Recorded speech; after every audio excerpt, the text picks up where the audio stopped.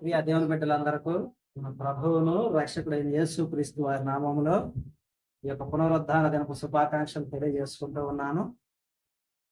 ఈ దిన మన వాక్య ధ్యానాంశము కొరింథీయులకు రాసిన 2వ పత్రిక 12వ అధ్యాయము 7వ వచనం చదువుకుందాం.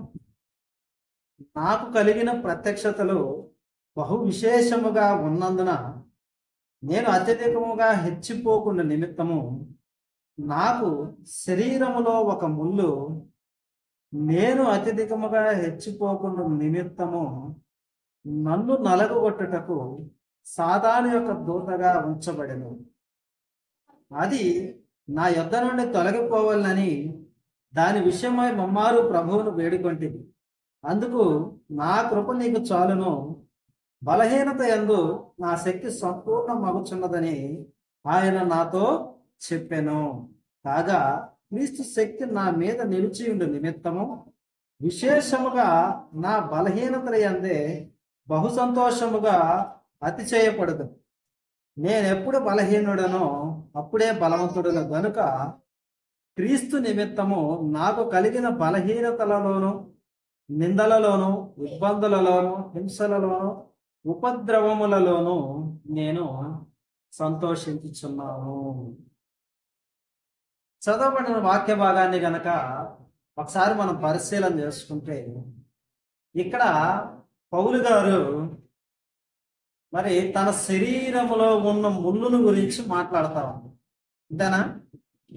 ఇక్కడ అనేకులు చాలా మంది ఈ ముళ్ళు ఏంటి అంటే చాలా మంది ఏం చెప్పారంటే కొంతమంది పాపముగాను, కొంతమంది రోగముగాను దీన్ని నిర్ధారించేశారు.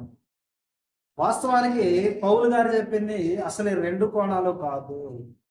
ఎందుకంటే పౌలు గారి విషయం కనుక మనం పరిశీలించుకుంటే పౌలు గారు గమాలయేల పాదాల దగ్గర ధర్మశాస్త్రాన్ని అభ్యసించిన వాడు. ధర్మశాస్త్రం మొత్తం కూడా క్షుణ్ణంగా ఆయన చదివాడు, తెలుసుకున్నాడు. అసలు వాస్తవంగా చూడాలంటే ధర్మశాస్త్రం పాటించిన వాళ్ళను కూడా ఆయన చంపడానికి సిద్ధపడ్డట్టుగా మనకి బైబిల్ తెలియదు. అంతేనా? అయితే ఇక్కడ పౌలు గారు దేని గురించి మాట్లాడాడు? చాలా మంది ఏమంటా ఉన్నారంటే ఇది ఒక పాపముగాను, ఒక రోగముగాను పరిశీలన చేస్తాను. అంటే వారికి ఏమైందంటే ఈ యొక్క వాక్య భాగము అనేది వారికి అర్థం కాక ఈ విధంగా వారు ఉన్నట్టుగా మనకి బైబిల్ తెలియజేస్తాం. ఈరోజు మన దీంట్లో ఉన్న విషయాన్ని మనం పరిశీలించుకుంటాం. నాకు కలిగిన ప్రత్యక్షతలు బహు విశేషముగా ఉన్నందున నేను అత్యధికముగా హెచ్చిపోకుండా నిమిత్తము నాకు శరీరములో ఒక ముళ్ళు, అంటే పౌలు గారి శరీరములో ఏముందంట? ముళ్ళు ఉన్నది అని. పౌలు గారు ఏది మాట్లాడినా కూడా మొట్టమొదటిగా మనం ఏమని ఆలోచించాలంటే ఈయన పాత నిబంధనలోని ఇల్లుస్ట్రేషన్స్ అంటే దాని యొక్క సంగతులను తీసుకొని మాట్లాడతాడు ప్రథమంగా. ఎందుకంటే బయట విషయాలు ఆయన బయట విషయాలు మాట్లాడడానికి ఆయనకు అంత అవకాశం లేదు. ఎందుకంటే ఆయన ధర్మశాస్త్ర ఉపదేశం కృష్ణాతుడు. దాంట్లో ఏది మాట్లాడినా కూడా ఆ కోణంలోనే ఆయన మాట్లాడతాడు. ఇది మొదట మనం గుర్తుపెట్టుకోవాలి. కాబట్టి విశేషతలు కలిగినవి కాబట్టి ఈయన శరీరంలో ఏమున్నదంట? ముళ్ళు ఉంది. ఈ ముళ్ళు ఎవరు పెట్టారంట? సాతాను పెట్టింది అని చెప్పేసి పౌలు గారు మాట్లాడుతూ ఉన్నారు. అసలు మన పౌలు గారి విషయం కనుక పరిశీలించుకుంటే ఏంటి పౌలు గారి విశేషతలు?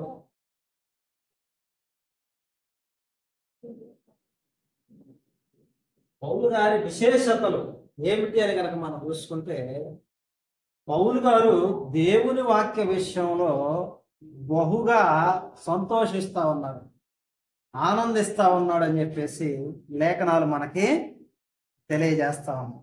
అంతేనా? ఎందుకంటే పౌలు గారు హెచ్చిపోతే వాస్తవానికి లోక విషయంలో పౌలు గారు హెచ్చిపోతే ఎవరికి నష్టం? పౌలు గారికే నష్టం. ఎందుకంటే బైబిల్ గ్రంథం ఏం చెబుతుందంటే తన్ను తాను తగ్గించుకొనివాడు హెచ్చింపబడును అంటుంది. లూకా సువార్త 14వ అధ్యాయం 11వ వచనం కనుక మనం చూసుకుంటే, లూకా సువార్త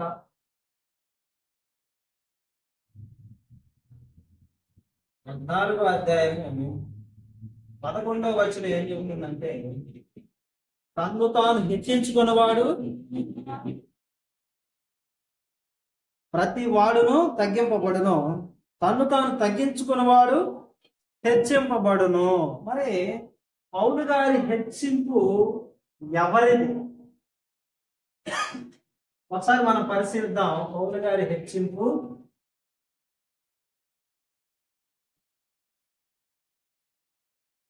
ఎవరిది?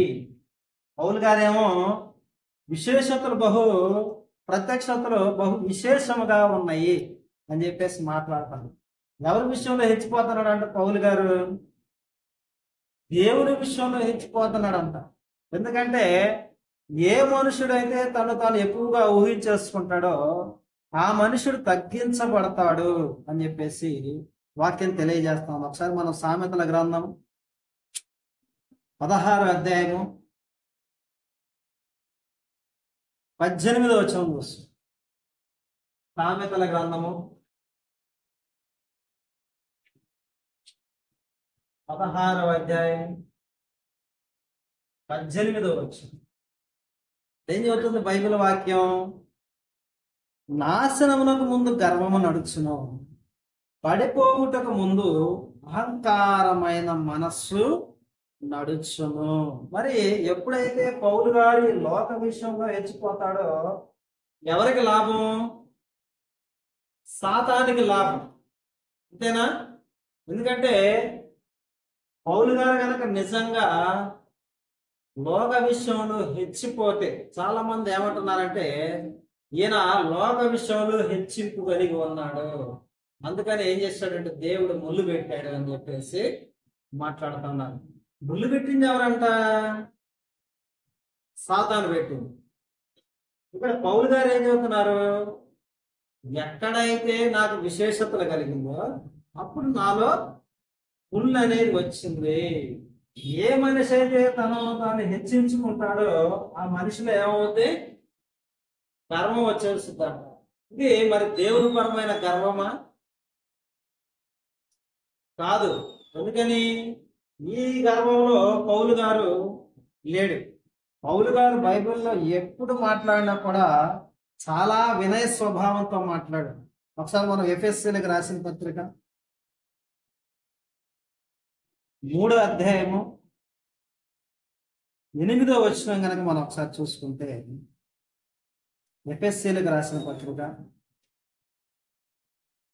3వ అధ్యాయము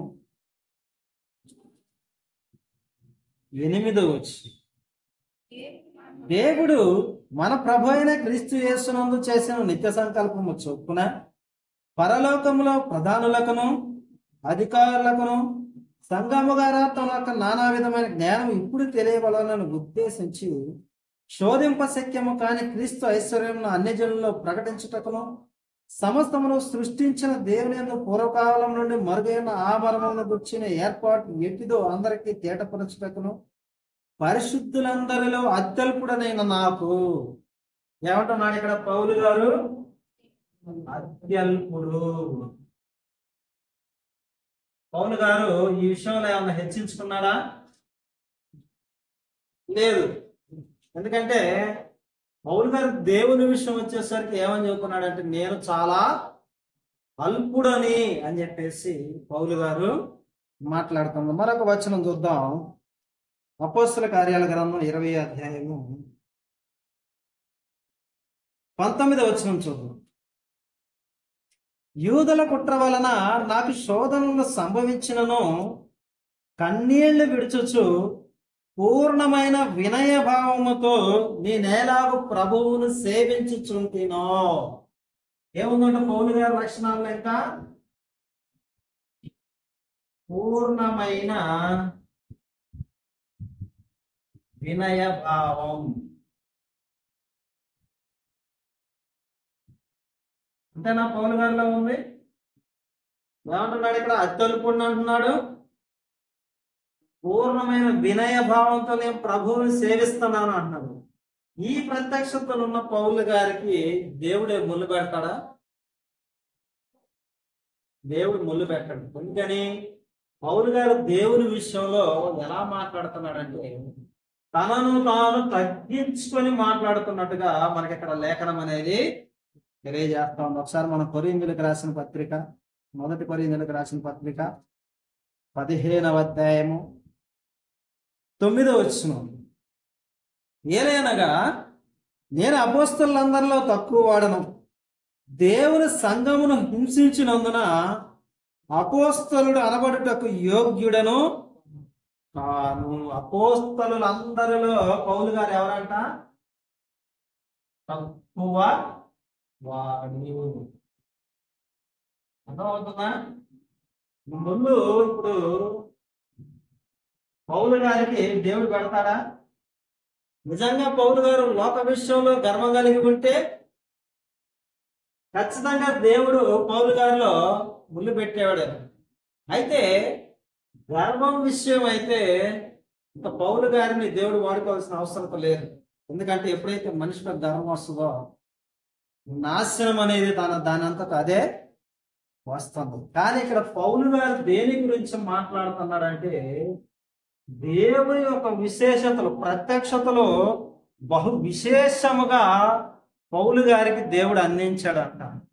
అందును బట్టి సాతాను ఏం చేసిందంటే పౌలు గారిలో ముళ్ళు పెట్టింది.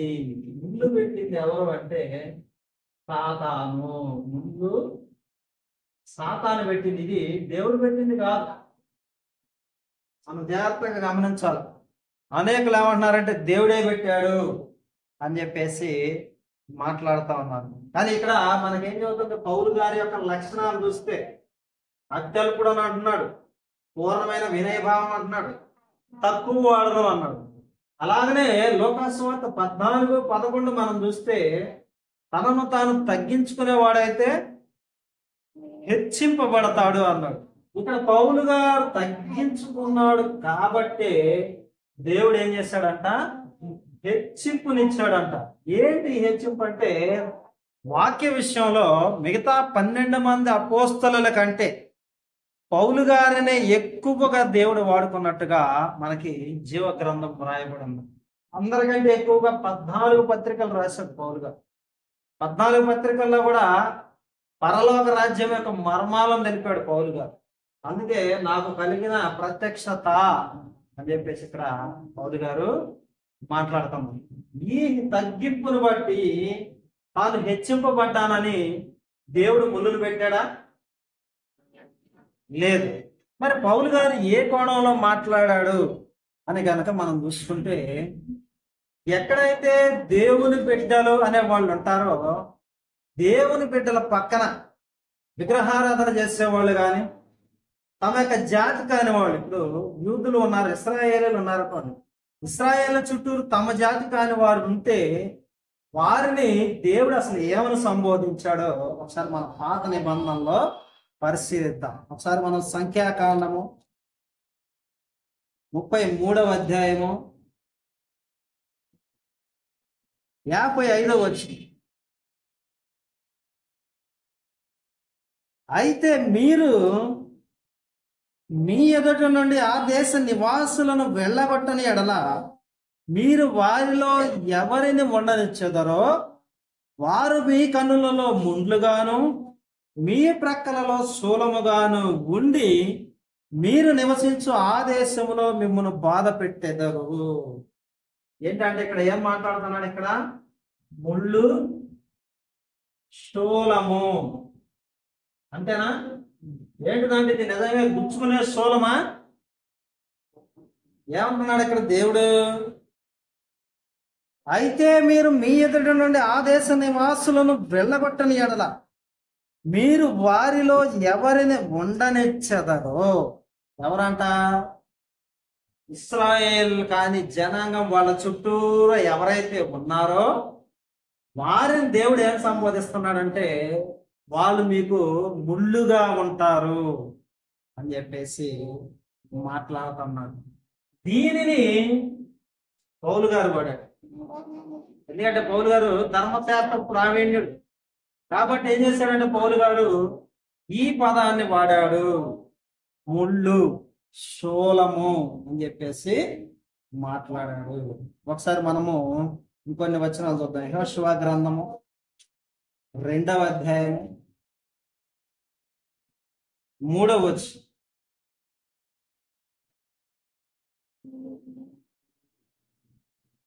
యెహెజ్కేలు గ్రంథము 2వ అధ్యాయము 6వ వచనం ఒకసారి చదువు.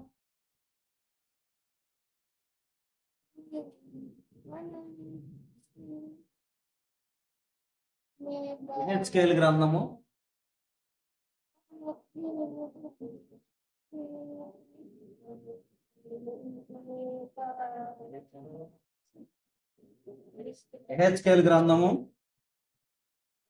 2వ అధ్యాయము 6వ వచనాన్ని కనుక మనం చూస్తే మనకి నరపుత్రుడా, నీవు బ్రహ్మదండి చెట్లలోను ముండ్ల తుప్పలలోనూ తిరుగుచున్నావు, తేళ్ల మధ్య నివసించుచున్నావు. ఏం చదువుతున్నాడు ఇక్కడ దేవుడు? బ్రహ్మదండి చెట్లు, తేళ్లు. నిజంగా అక్కడ తేళ్లు ఉన్నాయా? ఉన్నాయా? లేవు. కానీ అక్కడ దేవుడు ఏం చెబుతున్నాడు? నీవు ఇక్కడ తిరుగుతున్నావు అని చెప్పేసి మాట్లాడుతున్నావు. ఒకసారి మనం న్యాయాధిపతుల గ్రంథము 2వ అధ్యాయము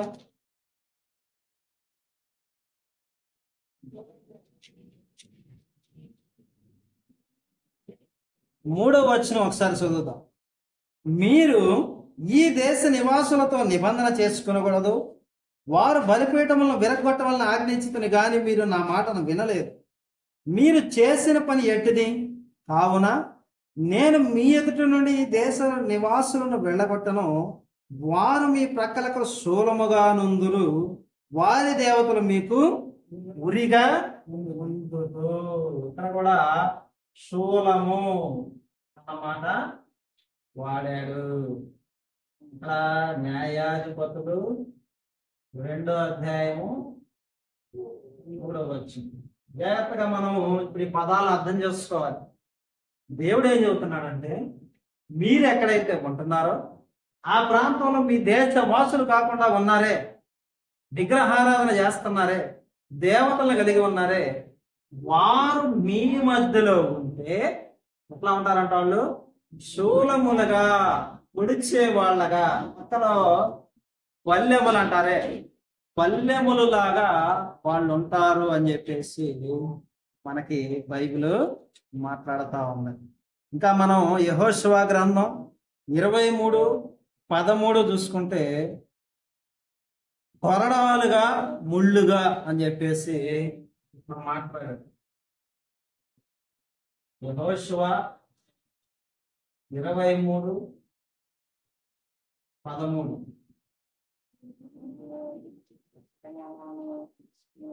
ఏంటంటే ఇక్కడ కొరడాలుగా, ముళ్ళుగా, బల్లేలుగా, అంతేనా? ఒకసారి చదవండి. మీ దేవుడైన యెహోవా మీ ఎదుటి నుండి ఈ జనులను కొట్టివేయటం మానును, మీ దేవుడైన యెహోవా మీకు ఇచ్చిన ఈ మంచి దేశంలో ఉండకుండా మీరు నివసించు వరకు వారు మీకు ఉరిగాను, నశించు వరకు వారు మీకు ఉరిగాను, బోనుగాను, మీ ప్రక్కల మీద కొరడాలుగాను, మీ కనులలో ముళ్ళుగాను ఉందురు. అంటే ఒక జనాంగము అనేది ఇశ్రాయేలు జనాంగం పక్కన ఉంటే వీళ్ళకి పక్కన బల్లెంలాగా, శూలాల్లాగా, కొరడాల్లాగా, ముళ్ళులాగా ఉన్నట్టుగా జీవగ్రంథం మాట్లాడతాం. దీన్నే మెటాఫోరికల్ లాంగ్వేజ్ అంటారు. అంటే ఆ విధంగా ఏదైనా వస్తువుని దాని యొక్క పెయిన్ని, అంటే దాని యొక్క తీవ్రతను వర్ణించడానికి చెప్పే పదమే మెటాఫోరికల్ లాంగ్వేజ్. నిజంగా వాళ్ళు వచ్చి వీళ్ళకి గుచ్చుకుంటున్నారా? లేదు, అలా బాధిస్తారు మిమ్మల్ని అని చెప్పటానికే యెహోవా దేవుడు వాడిన పదమే శూలములు, ముళ్ళు, బల్లేలు, ఇవన్నీ కూడా పర్యాయ పదం. వీటన్నిటిని పౌలు గారు ఏం చేశారంటే ఉపయోగించాడు అని చెప్పేసి మనకి ఇక్కడ జీవగ్రంథం తెలియజేస్తా ఉంది. ఎందుకంటే ఈ ముళ్ళు అనే పదానికి హీబ్రూ అర్థం వచ్చేసరికి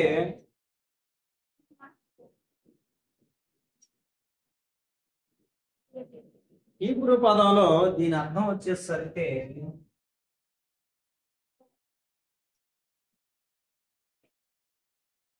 హిసానీన్ అంటారు. ఇది హీబ్రూలో.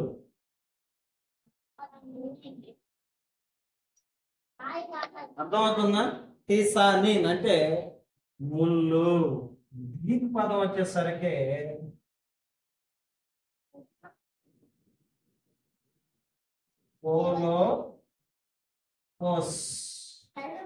కోలోపోస్ అంటారు అన్నమాట. హీబ్రూ పదం వచ్చేసరికి ఏమో హిసానిన్, గ్రీక్ పదం వచ్చేసరికి కోలోపోస్. అంటే దీన్ని పౌలు గారు ఏం చేశారంటే ఒక మెటాఫోరికల్ లాంగ్వేజ్. ఉదాహరణకి ఒక మనిషికి ఆకలి అవుతుంది అనుకోండి, కడుపులో ఎలకలు పరిగెత్తుతున్నాయా? నిజంగా కడుపులో ఎలకలు ఉన్నాయా? లేవు. కానీ దాని తీవ్రతను వర్ణించడానికి మనం ఏం చేస్తాం? ఎలకలు పరిగెడుతున్నాయి అన్న మాట మాట్లాడతాం.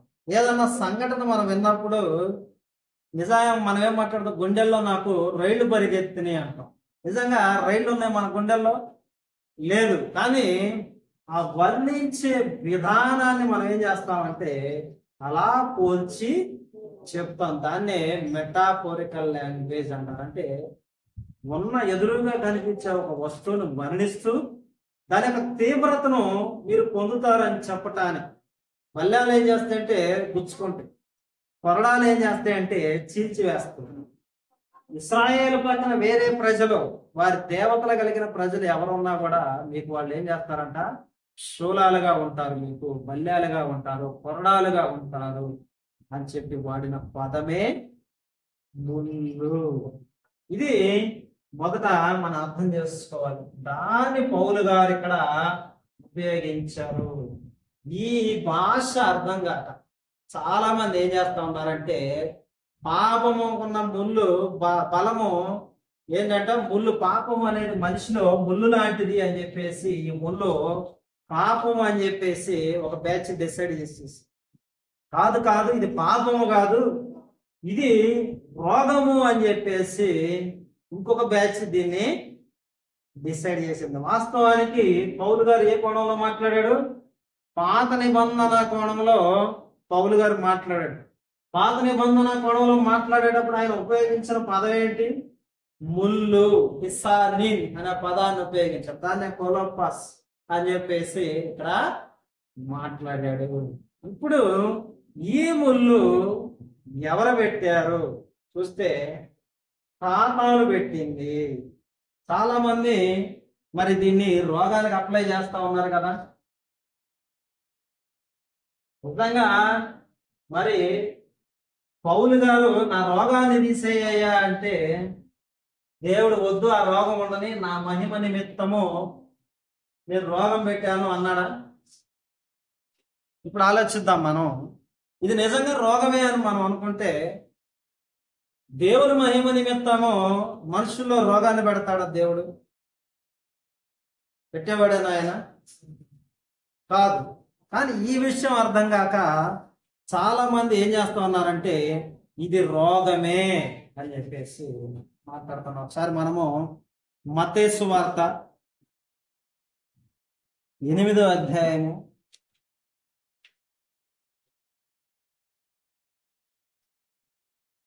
17వ వచనం చూద్దాం.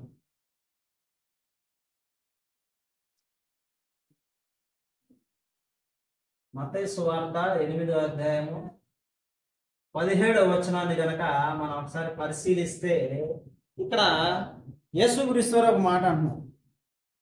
ఆయన మాట వలన దయ్యమును వెళ్ళగొట్టి రోగుల నెలను స్వస్థపరిచెను.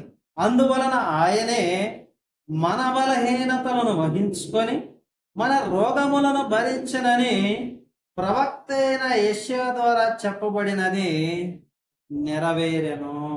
అంటే యేసుక్రీస్తు వారు మన బలహీనతలను వహించుకున్నాడా లేదా? ఇప్పుడు పౌలు గారు ఏమడుగుతున్నారంటే, అయ్యా నాకు పలానా ముళ్ళు ఉంది అన్నప్పుడు దేవుడు ఏమంటున్నాడంట? ఏమంటున్నాడంట దేవుడు? నా కృప నీకు చాలు అని చెప్పేసి నీ బలహీనతలందు నేను బలం ఇస్తున్నాను మాట్లాడు. ఒకవేళ ఇప్పుడు రోగమే అయితే రోగము గురించే పౌలు గారు ప్రార్థన చేస్తే పౌలు గారు రోగాన్ని దేవుడు తీసివేయలేదా? తీసివేస్తాడు కదా. ఎందుకంటే రోగాన్ని మనిషి దేహంలో తన మహిమ కొరకు ఉంచుకోవాల్సిన అవసరం దేవుడికి ఉందా? లేదు. దేవుని వాక్యం ఏమని సెలవిస్తుంది? ఆయన నిశ్చయముగా మన రోగాల్ని భరించాడు అని మాట్లాడుతా ఉన్నారు. అంతేనా? మరి పౌలు గారు నిజంగా రోగం నిమిత్తమే ప్రార్థన చేశాడో లేదో ఒకసారి మనం పరిశీలిద్దాం. గల్తీయులకు రాసిన పత్రిక 4వ అధ్యాయము 13వ వచనం. గల్తీయులకు రాసిన పత్రిక 4వ అధ్యాయము 13వ వచనం. మీరు నాకు అన్యాయము చేయలేదు, మొదటిసారి శరీర దౌర్బల్యము కలిగినను నేను సువార్త మీకు ప్రకటించితనని మీరు ఎరుగుదురు.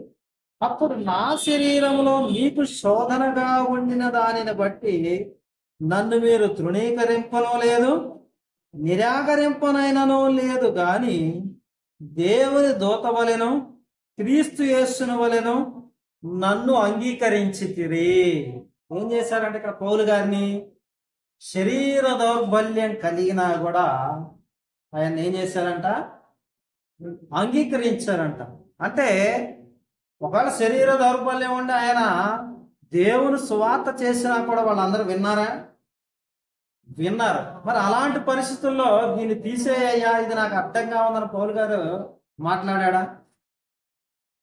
లేదు. శరీర దౌర్బల్యము అంటే శరీరం నీరసం వచ్చే దశ, అంటే పూర్తిగా ఒక అవయవంకి వచ్చే రోగంగా. చాలా మంది ఏం చేస్తున్నారంటే బాడీ వీక్నెస్ని అదేదో అవయవానికి సిక్నెస్గా, అంటే ఇప్పుడు ఒక అవయవం దెబ్బతిందని అనుకోండి, దాన్ని మనం ఏమంటామంటే సిక్నెస్ అని. శరీరం మొత్తం బలహీనతలో ఉందనుకోండి, దాన్ని ఏమంటాం? వీక్నెస్ అని. వీక్నెస్ అనేది సిక్నెస్తో ఎప్పుడు పోలిక అనేది కాదు. అంటే శరీర బలహీనత అనేది రోగం కాదు, అది శరీరానికి మొత్తానికి సంబంధించినది, ఏ ఒక అవయవానికో సంబంధించినది కాదు. కానీ రోగము అనేది ఏదో పర్టికులర్గా ఒక అవయవానికి సంబంధించింది. అంతేనా? అయితే ఇశ్రాయేలీయులకు ఉన్న ఒక బలమైన ఆయుధం ఏంటి? వాళ్ళు ఉపయోగించే పద్ధతి ఏంటి అంటే, ఎప్పుడైతే వాళ్ళు ఒక మనిషిని చంపాలనుకుంటారో రాళ్ళు రువి చంపుతారు. రాళ్ళు రువి చంపేటప్పుడు ఏమవుతుందంటే పౌలు గారికి కూడా ఆ రాయి బలంగా కంటికి తగిలినట్టుగా మనకి ఇక్కడ బైబిల్లో కొన్ని మాటలు కూడా పౌలు గారు చెప్తారు. నాకు ఎందుకంటే దృష్టిమాంద్యం కలిగింది, అందుకని చెప్పేసి నేను లెటర్ కూడా తిమోతితో రాయిస్తాను అని చెప్పి కూడా పౌలు గారు మాట్లాడాడు. అయితే శరీర దౌర్బల్యము వేరు, ఈ యొక్క కంటికి తగిలిన దెబ్బ వేరు. ఆ రోగాన్ని బట్టి పౌలు గారు దేవునికి ప్రార్థన చేయలే. ఆయన ఏమంటున్నాడంటే నా శరీరంలో నాకొక ముళ్ళు ఉన్నది. ఒకసారి మనం ఏంటో ఆ ముళ్ళుని పరిశీలించి అపోస్తుల కార్యాలు 13వ అధ్యాయము 42వ వచనం చదువు. వారు సమాజ మందిరములో నుండి వెళుచుండగా ఈ మాటలను మరుసటి విశ్రాంతి దినమున తమతో చెప్పవలనని జనులు వేడుకొని, సమాజ మందిరములోని వారు లేచిన తరువాత అనేకులు యూదులను భక్తిపరులైన యూదమత ప్రవిష్టులను పౌలును బర్నబాను వెంబడించిరి. వీరు వారితో మాట్లాడుచు దేవుని కృపయందు నిలకడగా ఉండవలనని వారు హెచ్చరించరి. పౌలు గారు ఎక్కడ పరిచర్య చేస్తున్నా కూడా అక్కడ అనేకులు యేసుక్రీస్తు వారిని యొక్క బోధనని వెంబడించడం అనేది ఇక్కడ విశేషంగా పౌలు గారు మాట్లాడుతూ ఉన్నారు. అంతేనా? వాళ్ళు ఏం చేశారంట? పౌలు గారి బోధనలు విని ఆయనని వెంబడించారంట. వీళ్ళు కూడా మీరు కృపయందు నిలకడగా ఉండండి అని చెప్పేసి మాట్లాడుకుంటా వచ్చేసారమ్మ. అయితే మనం 48 వచనాలకు వచ్చేసరికి అన్యజనులు ఆ మాట విని సంతోషించి దేవుని వాక్యమును మహిమపరిచిరి, మరియు నిత్యజీవనకు నిర్ణయింపబడిన వారందరూ విశ్వసించిరి. ఏమైందంట? ఎప్పుడైతే పౌలు గారు సువార్త చేస్తా ఉన్నారు, అక్కడ అనేకులు దేవుని వాక్యాన్ని స్వీకరిస్తున్న వాళ్ళుగా ఉంటా ఉన్నారన్నమాట. ఇప్పుడు 14వ అధ్యాయం 1వ వచనం వచ్చేసరికి ఇక్కడ ఒక పని జరుగుతా ఉంది. ఈకొనియలో జరిగినదేమనగా, వారు కూడి యూదుల సమాజ మందిరములో ప్రవేశించి తేటగా బోధించినందున అనేకులు యూదులను గ్రీసు దేశస్థులను విశ్వసించిరి. ఈకొనియలో అంగీకరించారంట, ఆ ముందు భాగంలో అంగీకరించారంట. ఎవరిని? పౌలు గారి యొక్క బోధనలు. అయితే ఈ బోధ పడని కొంతమంది ఏం చేశారంటే, ఒకసారి మనం అదే 13వ అధ్యాయము 49వ వచనం, ప్రభువు వాక్యము ఆ ప్రదేశమందంతటా వ్యాపించును గాని యూదులు భక్తి మర్యాదలు గల స్త్రీలను ఆ పట్టణపు ప్రముఖులను రేపి పౌలునకు బర్నబాకు హింస కలుగజేసి వారిని తమ ప్రాంతముల నుండి వెళ్ళగొట్టిరి. ఏం చేశారంటే, పౌలు గారిని ఎక్కడైతే పౌలు గారు బోధ చేస్తా ఉన్నారు, దేవునికి విశ్వాసులను తయారు చేస్తా ఉన్నాడో అక్కడ నుండి భక్తి మర్యాదలు గల స్త్రీలను రేపారంట. రేపి పౌలు గారిని వెళ్ళగొడతా ఉన్నారు. అంటే ఇప్పుడు పౌలు గారి విషయంలో ఏది ఆటంకంగా ఉందో ఇక్కడ మనకి అర్థం అవుతా వస్తుంది. ఎప్పుడైతే పౌలు గారు సువార్త చెప్తున్నారో అందరూ అంగీకరిస్తున్నారు. అంగీకరించిన చోట ఏం జరుగుతుందంటే, అక్కడే కొంతమందిని రేపి పౌలు గారిని తరిమి కొట్టేటట్టుగా చేస్తా ఉన్నారు. 14వ వచనం 2వ వచనంలో కూడా, ఈ కొనియలో కూడా అదే జరిగింది. అయితే అవిధేయులైన యూదులు అన్యజనులను పురుకొల్పి వారి మనస్సులలో సహోదరుని మీద పగ పుట్టించిరి. కాబట్టి వారు ప్రభువును ఆనుకొని ధైర్యముగా మాట్లాడుచు అక్కడ బహుకాలము గలిపిది. ఇక ఇక్కడ కూడా ఈ కొనియలో కూడా ఏం చేస్తారంటే, అన్ని జనులందరినీ కూడా దేవుడు వాళ్ళు రేపారంట. ఎవరు రేపేది? ఎవరు? సాతాను. పౌలు గారు ఎక్కడికి వెళ్ళినా కూడా సాతాను ఏం చేసిందంటే ఒక దూతని నియమించిందంట. ఒక దూతని నియమించేసిందంట. ఈ దూత ఏం చేస్తా ఉందంటే, పౌలు గారు ఎక్కడైతే పరిచర్య చేస్తారో ఆ పరిచర్య చేసిన చోట పౌలు గారికి వ్యతిరేకంగా అనేకులను రేపి పౌలు గారిని తరిమేటట్టుగా చేస్తా ఉంది. అదే ఇక్కడ 20వ వచనంలో చదువుతున్నాడు. 19వ వచనం నుండి చదువుదాం. 14, 19, 20. అంత్యోకు నుండి ఈకొనియ నుండి యూదులు వచ్చి జన సమూహములను తమ పక్షముగా చేసుకొని పౌలు మీద రాళ్ళు రువ్వి అతడు చనిపోయినని అనుకుని పట్టణము వెలుపలిగా అతనిని ఈడ్చిరి. అయితే శిష్యులు అతని చుట్టూ నిలిచి ఉండగా అతడు లేచి పట్టణంలో ప్రవేశించి మర్నాడు బర్నబాతో కూడా దెర్బేకు బయలుదేరి పోయేను. ఏం చేసిందంటే ఇక్కడ అంతియోకయలో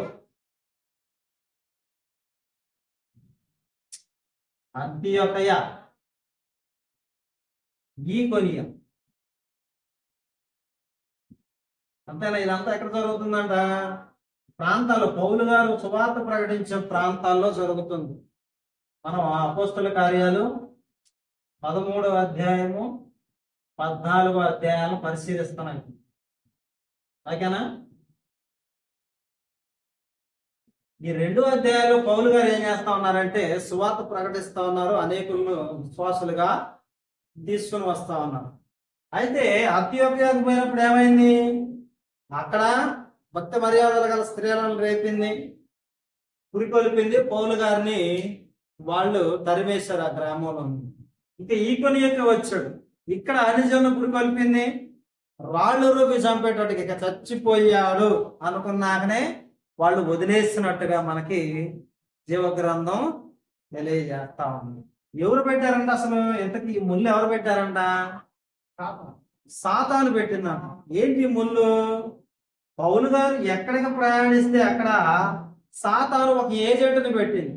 ఆ ఏజెంట్ ఏం చేస్తుందంటే, ఎక్కడైతే పౌలు గారు సువార్త చేస్తా ఉన్నారు, దేవుని ప్రజలని ఆయన యుద్ధపరుస్తా ఉన్నాడో, అక్కడికి వచ్చేసి యూదుల్లోనే భక్తి మర్యాద గల స్త్రీలను రేపింది.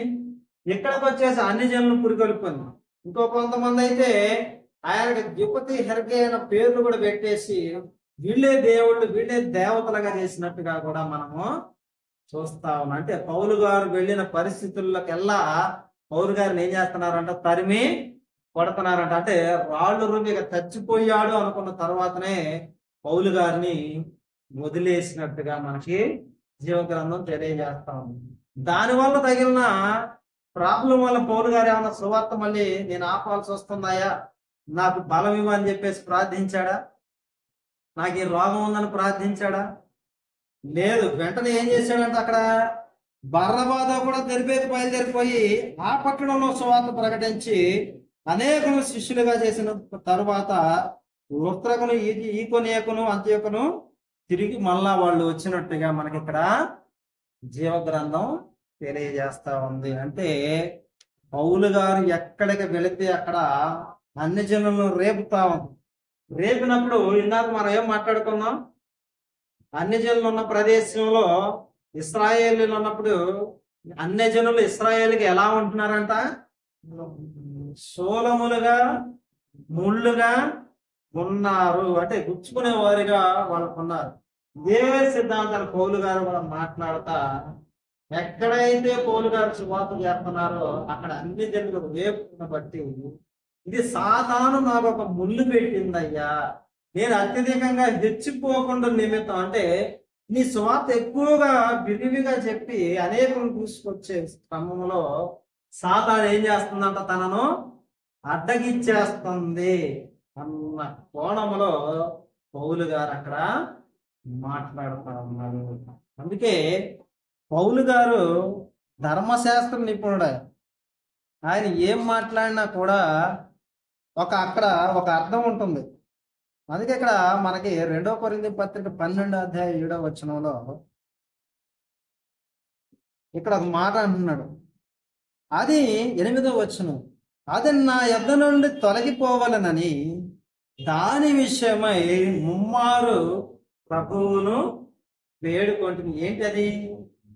ఆ యొక్క పరిస్థితి, తన చుట్టూరా ఉన్న ప్రజలు ఈరోజు కూడా సువార్త చెప్తా ఉంటే, సత్యం చెప్తా ఉంటే, సంఘము క్రీస్తుదే అని మనం బోధిస్తా ఉంటే అనేకులు ఎలాగైతే తిరిగి ప్రజల మీద దాడి చేస్తా ఉన్నారు.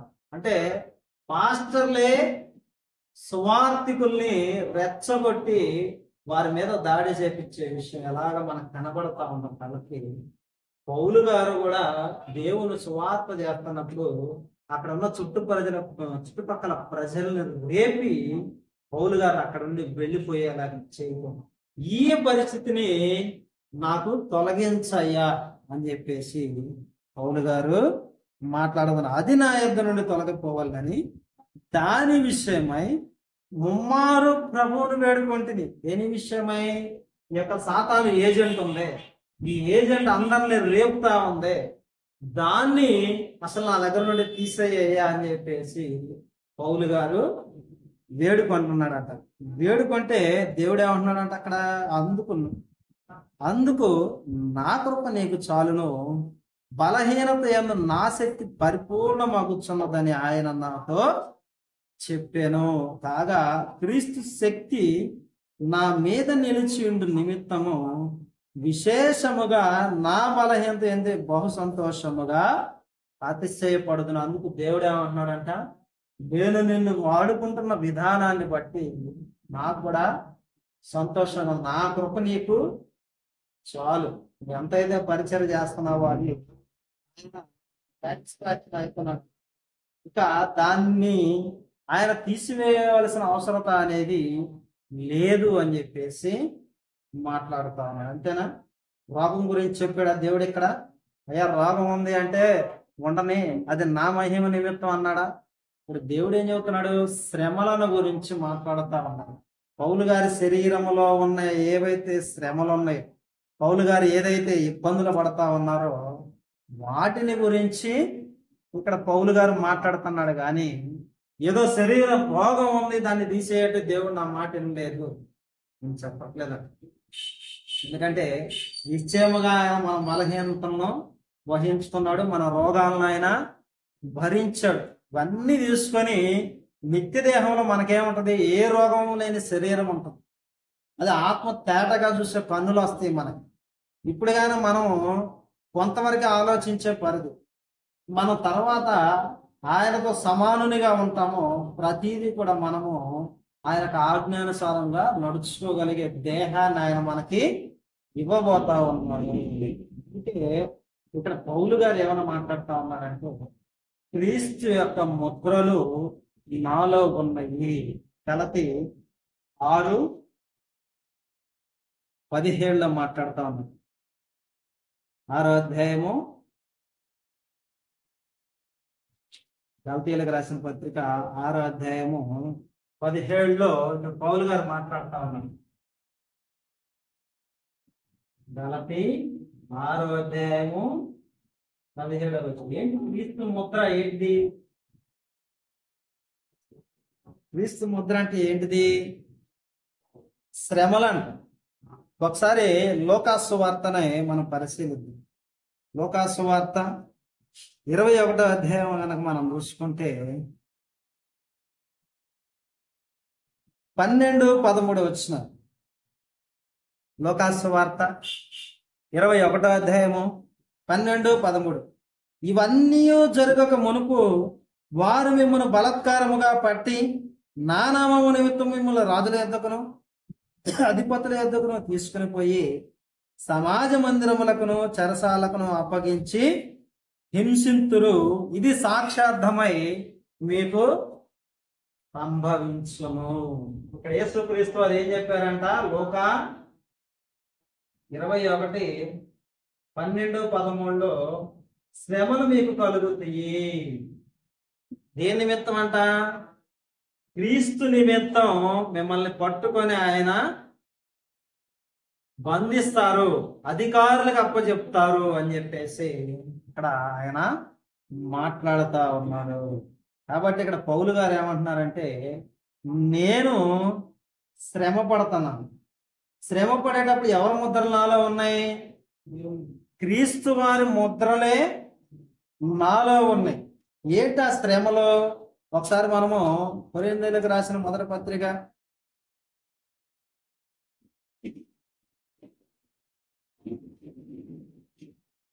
13వ అధ్యాయము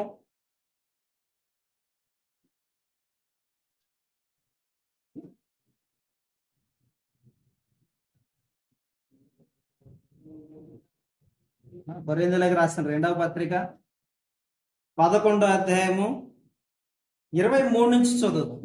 కొరింథీయులకు రాసిన 2వ పత్రిక 11వ అధ్యాయము 23 నుండి. వెర్రివాన వలె మాట్లాడుచున్నాను, నేనును మరి ఎక్కువగా క్రీస్తు పరిచారకుడు మరి విశేషముగా ప్రయాసపడితిని, మరి అనేక పర్యాయములు చెరసాల్లో వంటిని, అపరిమితముగా దెబ్బలు తింటిని, అనేక మార్లు ప్రాణాపాయములలో వంటిని, యూదుల చేత 5 మార్లు ఒకటి తక్కువ 40 దెబ్బలు తింటిని, 3 మారు బెత్తములతో కొట్టబడితిని, ఒకసారి రాళ్లతో కొట్టబడితిని, 3 మారు ఓడ పగిలి శ్రమపడితిని, ఒక రాత్రి పగలు సముద్రములో గడిపితిని, అనేక పర్యాయముల ప్రయాణములలోను, నదుల వలనైనను ఆపదలలోను, దొంగల వలనైన ఆపదల్లోను, నా స్వజనుల వలన ఆపదల్లోను, అన్య జనుల వలనైన ఆపదల్లోను, పట్టణముల ఆపదలోను, అరణ్యముల ఆపదల్లోను, సముద్రముల ఆపదలోను, కపట సహోదరుని వల్ల ఆపదలోను ఉంటిని. ప్రయాణముతోను, కష్టముతోను, తరచుగా జాగరణముతోను, ఆకలి దప్పులతోను, తరచుగా ఉపవాసములతోను, చలితోను, దిగంబరత్వంతోను ఉంటిని. ఇక్కడ ఏమన్నా రోగం గురించి మాట్లాడా? రోగం గురించి ఏమన్నా మాట్లాడినట్టుగా ఉందా? తన యొక్క ప్రయాసం గురించి ఆయన మాట్లాడినట్టుగా బైబిల్ గ్రంథం తెలియజేస్తా ఉంది. అంతేనా? ఇంకా దేని గురించి మనం మాట్లాడాలి? లేదు. అంటే చాలా మంది దీన్ని ఏం చేస్తారంటే, ఇది రోగం, ఆయన కంటికి దెబ్బ తగిలింది కాబట్టి ఆ కంటి దెబ్బను తీసివేయని ప్రార్థించాడు అని చెప్పేసి మాట్లాడుతా ఉన్నారు. కానీ ఇక్కడ పౌలు గారు ఏమంటున్నారు, క్రీస్తు ముద్రలు నాలో ఉన్నాయి కాబట్టి నన్నెవరో కూడా శ్రమ పెట్టవద్దు అని చెప్పేసి మాట్లాడుతున్నాడు. ఇదే తిమోతికి చెప్తున్నాడు. తిమోతికి రాసిన 2వ పత్రిక 3వ అధ్యాయము 11వ వచనం. అంతియొకయ, ఈకొనియ, లుస్త్రా అను పట్టణంలో నాకు కలిగినట్టు హింసలను. మనం ఏం మాట్లాడుకున్నాం? అంతియొకయ, ఈకొనియ, లుస్త్రా అనే పట్టణాల్లో నాకు కలిగిన ఉపద్రవం తెలుసుకునే వాడివై నన్ను వెంబడించితివి, అట్టి హింసలను సహించితివి గాని వాటన్నిటిలో నుండి ప్రభువు నన్ను తప్పించను. క్రీస్తు యేసునందు సద్భక్తితో బ్రతుకను ఉద్దేశించు వారందరూ హింస పొందుదురు. పౌలు గారు ఏం మాట్లాడుతున్నాడు? ఇక హింసల గురించి మాట్లాడుతా ఉన్నాడు. ఏదైతే అన్ని జనులను రేపి పౌలు గారిని నానా విధమైన ఇబ్బందికి గురి చేస్తా ఉంది సాతాను దూత, ఈ దూతని, ఈ ముళ్ళుని నాలో నుండి తీసివేయ్యా అని చెప్పేసి దేవునికి పౌలు గారు ప్రార్థన చేస్తా ఉంటే, నా కృప నీకు చాలును, నువ్వు ఎప్పుడు బలహీనుడవో అప్పుడే నేను నిన్ను వాడుకుంటున్నాను అని చెప్పేసి పౌలు గారు మాట్లాడుతా ఉన్నారు. ఈ విషయాల్ని మనం గమనించాలి. ఇప్పుడు పౌలు గారి శరీరంలో ఉన్న ముళ్ళు ఏంటిది? సాతాను యొక్క దూత. ఈ దూత ఏం చేస్తుందంట? పౌలు గారు ఎక్కడ పరిచర్య చేస్తే అక్కడ అనేకులను రేపుతా ఉంది. దేవుడు ఏమంటున్నాడంటే, అయ్యా నాకు ఈ పరిస్థితి నుండి నాకు సాతాను దూతను తీసివేయి అంటే, దేవుడు ఏమంటున్నాడంటే, నా కృప నీకు చాలు, నువ్వు బలహీనడు, ఎప్పుడు బలహీనుడవో అప్పుడే నేను బలవంతుడను అని చెప్పేసి పౌలు గారు మాట్లాడుతున్న. బలహీనతల్లో బలం ఇచ్చేది ఎవరు? యేసుక్రీస్తు వారు. ఈయన చేత పరిచయం చేయించుకుంటుంది ఎవరు? యేసుక్రీస్తు వారు. ఈయనకు ప్రత్యక్షతలు అందించింది ఎవరు? ప్రభువైన యేసుక్రీస్తు వారు. అందుకే తిమోతితో కూడా ఏం చెబుతున్నాడు అంటే, క్రీస్తు యేసునందు నువ్వు సత్పత్తితో బతకాలి అంటే హింస పొందాలి. ఈ యొక్క హింస పౌలు గారు పడ్డాడు కాబట్టి అనేకులు కూడా పౌలు గారికి మాదిరిగా నడవాలి అని చెప్పేసి మాట్లాడుతా ఉన్నాడు. పౌలు గారి చుట్టూ ఉన్న పరిస్థితి, సాతాను అనేకులను రేపే పద్ధతినే పౌలు గారు ఏమన్నారంటే, నా శరీరములో నాకు ముళ్ళు ఉన్నది, అది నేను హెచ్చిపోకుండా, అంటే నీ వాక్యం నేను ఎక్కువగా చెప్పకుండా అదేం చేస్తుందంట? పుచ్చుతుందంట. అంటే అనేకులను రేపి పౌలు గారిని తరిమేటట్టుగా, ప్రాంతం నుండి తరిమేటట్టుగా, అసలు చంపే స్థితిలో, ఇక చచ్చిపోయాడు అనుకుని వదిలేసుకున్న పరిస్థితిని తీసుకుని వస్తుంది. కాబట్టి అయ్యా నేను ఇంకా సువార్త చేయాలి కాబట్టి ఈ ముళ్ళును నా దాంట్లో నుంచి తీసివేయ్యా అని చెప్పేసి పౌలు గారు మాట్లాడాడు. ఇది రోగము గురించో లేదంటే ఒక పాపము గురించో కాదు. కానీ కొన్ని సంస్థలు ఏం చేసినాయి అంటే, దీన్ని కొంతమంది ఏమో రోగం అని, కొంతమంది ఏమో పాపం అని చెప్పేసి దేవుని వాక్యాన్ని అర్థం చేసుకునే ఆలోచన వారు చేయక వారికి ఇష్టం వచ్చినట్టుగా వారు బోధిస్తూ ఉన్నారు. కాబట్టి మనం మాత్రం లేఖనాలని సత్య పరిశోధన చేయాలి. సత్య పరిశోధన చేసి దాంట్లో ఉన్న నిజాలను మనం గ్రహించి ప్రజలకి అందించాలి. కాబట్టి ఈ మాటలు మీ అందరూ కూడా ఆలోచించి, పరిశీలించి, పరీక్షించి చేపడతారని ఆశిస్తూ నా మాటలు ముగిస్తూ ఉన్నాను. అందరికీ నా వందనాలు.